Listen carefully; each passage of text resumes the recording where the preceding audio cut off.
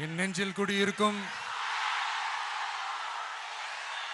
திருச்சி பகுதி மக்கள் உங்கள் அனைவருக்கும் என்னுடைய வணக்கம். எல்லாரும் எப்படி இருக்கிறீங்க? காலையில் எல்லாரும் சாப்பிட்டீங்களா? ரொம்ப நேரமா வெயிட் பண்றீங்க போல. இந்த சீக்கிரம் முடிச்சிடுறேன். கேஸ் பிரச்சனையெல்லாம் எப்படி இருக்கு? சரியாயிடுச்சா? சால்வ் ஆயிடுச்சா? கேஸ்லாம் புக் பண்ணீங்கன்னா புக் ஆகுதா? இந்த கேஸ் பிரச்சனையினால எவ்வளவு பிரச்சனைகள், எவ்வளவு டீ கடைகள் மூடிட்டாங்க, எவ்வளவு ஹோட்டல்ஸ் மூடிட்டாங்க, இதனால எவ்வளவு கஷ்டங்கள், எவ்வளவு நஷ்டங்கள். அவங்களாச்சும் கொஞ்சம் உஷாரா இருந்திருந்தாங்கன்னா இந்த கேஸ் தட்டுப்பாடை கொஞ்சம் கண்ட்ரோல் பண்ணியிருக்கலாம். இவங்களாச்சும் கொஞ்சம் முன்னெச்சரிக்கையா இருந்திருந்தா அட்லீஸ்ட் நம்ம ஊர்லயாச்சும் இந்த கேஸ் தட்டுப்பாடை கொஞ்சம் கண்ட்ரோல் பண்ணியிருக்கலாம். இவங்க 2 பேரும் தான் இதுக்கு காரணம். ஆனா நம்ம ஸ்டாலின் சாரை கேட்டீங்கன்னா நமக்கு அதுக்கும் சம்பந்தமே இல்லையே அப்படின்பாரு. ஆனா அவர் வீட்டில் ஏதாவது ஒரு ரைடுனா, அவர் வீட்டில் ஏதாவது ஒரு பிரச்சனைனா டெல்லிக்கு பறந்து போயிட்டு வருவாரு. இந்த கேஸ் சிலிண்டர் பிரச்சனைக்கு கொஞ்சம் டெல்லிக்கு பறந்து போயிட்டு வரலாம்ல, கொஞ்சம் பிரயோஜனமாச்சு இருக்கும்ல. கேஸ் சிலிண்டருக்கு மானியமா 100 ரூபாய் தருவேன்னு சொன்னீங்களே, என்ன ஆச்சு?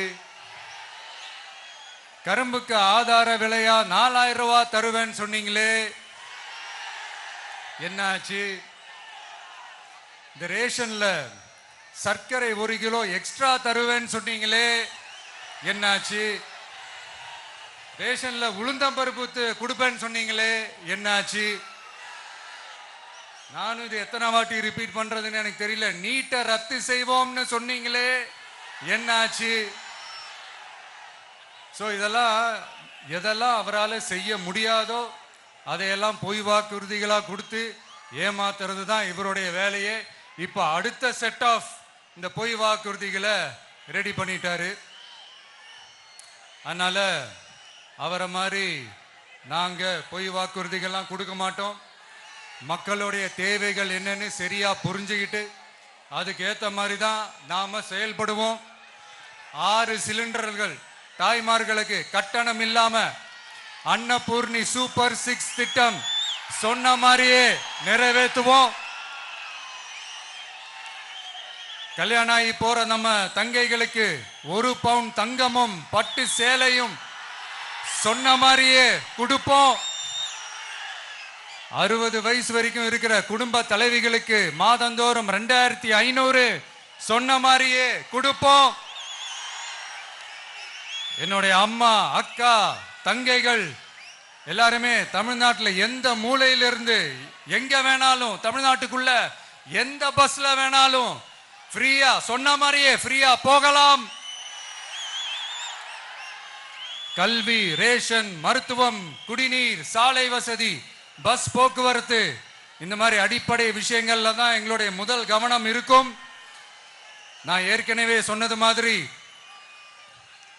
நிறைய கவர்மெண்ட் ஸ்கூல்ல இந்த டாய்லெட் வசதிகள்லாம் சரியா இல்லை, அதை சரிப்படுத்தணும்னு சொன்னோம். உடனே இதெல்லாம் ஒரு பெரிய விஷயமா அப்படின்ட்டு சில அறிவாளிங்க கேட்டாங்க. அந்த அடிப்படை வசதிகள் இல்லாததுனால தான் ஒரு 12th ஸ்டாண்டர்ட் படிக்கிற பொண்ணு ஒரு அவசரத்துக்கு ஒரு காட்டு பக்கம் ஒதுங்கினாங்க. என்னாச்சு? இந்த உலகத்தை விட்டே போயிட்டாங்க. அதுக்கு என்ன காரணம்? இந்த மாதிரி அடிப்படை வசதிகள் இல்லாததான் காரணம். அதனால என்னுடைய தாய்மார்களே, உங்களுக்கு பாதுகாப்பு இல்லாத இந்த அடிப்படை வசதிகள் கூட செஞ்சு கொடுக்காத இந்த தீய சக்தி திமுக அரசை என்ன பண்ணலாம்? தூக்கி வீசி அறிவோமா?